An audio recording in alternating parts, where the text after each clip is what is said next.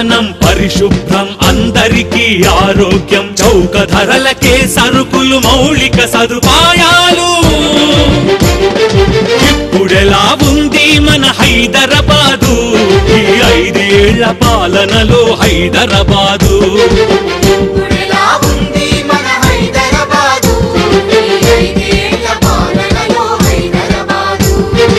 అడుగడుగున నిర్లక్ష్యం బతుకంటే నే నరకం ఆకాశంలో ధరలు పాతాళంలో ప్రజలు